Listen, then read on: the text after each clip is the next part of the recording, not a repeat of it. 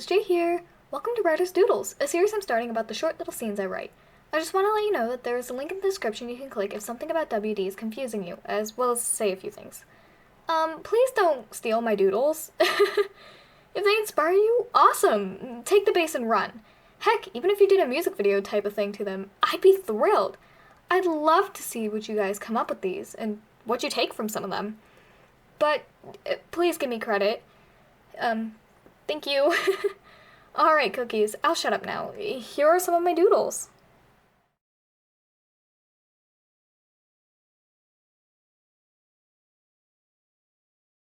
I know that it wasn't her. I know the whole situation. I lived it. Yet, I still can't bring myself to drag my bleeding paws back to the place I once called home. She's back. The words echoed through my hollow shell, threatening to send me spiraling into another fit of hyperventilating and clenching my fur. Daniel, go home. You'll be fine.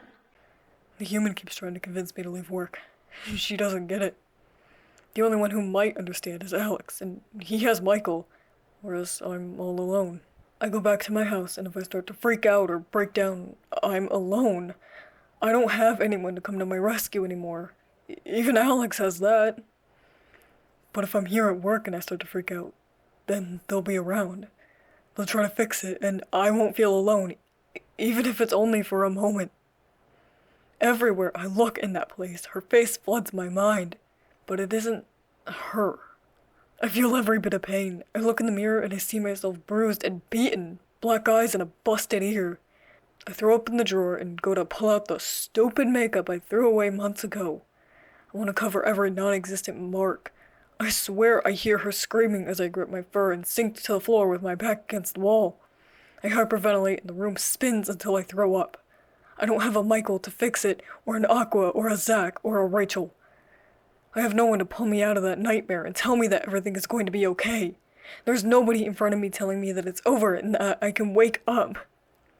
So I'm sorry, human. But I can't go home. Tyler, can you put the dishes away? Mom's voice bounced through the entire house. It's Skylar. Yeah! I yelled back to her before quickly jumping off my bed and shoving the bow lace left me under my pillow. I wiped off the lip gloss I had found in her room after she ran away and walked down the hall into the kitchen. Thank you, Tyler, Mom said calmly from somewhere behind me as I picked up a bowl. It's Skylar. I sighed and shook my head, which I guess was enough for her to pick a fight. Don't even say it, Tyler.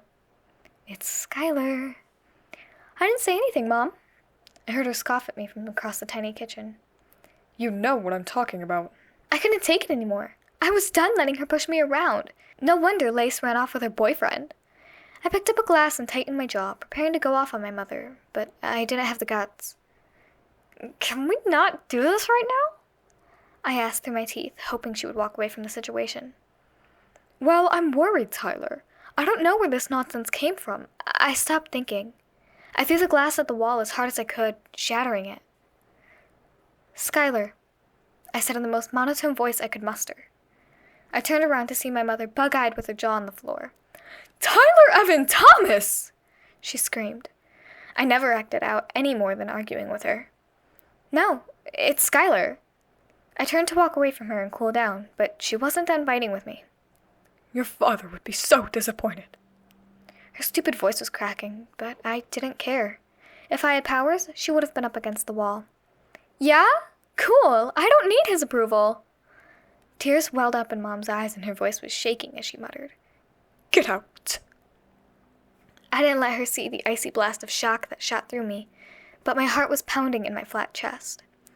I'll be out in 5 minutes. She must have expected me to start crying or begging her to let me stay, because I could see that I had hit her with the same shock. Her eyes popped out of her head and tears streamed down her face. I stormed to my room and dug the bow out from under my pillow, proudly placing it on my ear. I pulled the lip gloss out of my pocket and reapplied it, too. Then I grabbed the note Lace had left for me the night she left. I walked back out through the living room, and my mom contorted her face, obviously wondering where I got the bow and gloss. Bye, I said as I grabbed the doorknob. No, Tyler, wait! I took a deep breath and opened the door. Tyler, I didn't mean it! Without turning around, I said, It's Skylar, and walked out. I slammed the door behind me and didn't let myself cry. Have fun living alone, Mom. She couldn't tell you what color fur she had, and she didn't know whose body held her as they soared. She was one of them, and for the first time in months, she was free. They flew as the four of them glided effortlessly through the trees. They never had to stop for water or to catch their breath as they ran, for the only fuel they needed was the blood-red moon above. The girl forgot to worry or ask questions. She was one with the body she was in. It felt so natural that she almost forgot that she would have to go back. She didn't care who was controlling her body, and she could have been convinced to stay with the wolves. She was living in the moment, and all that existed was the gentle panting, paw thudding, and blood pumping. They ran until their route pulled them to the center of the tiny bean-shaped field. They stopped and faced one another as their eyes fluttered closed. The girl didn't hesitate to throw her head back and howl with them. She never thought her lungs would need to refill. She felt that the melody would never end, but, of course, it did. When the howl faded into the stars above, they ran again.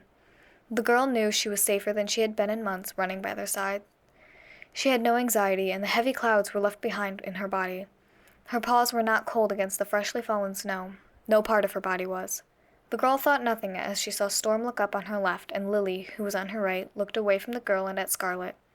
The sisters shared a simple nod. Then the girl was sitting on her floor. They didn't need to have years of memories built up.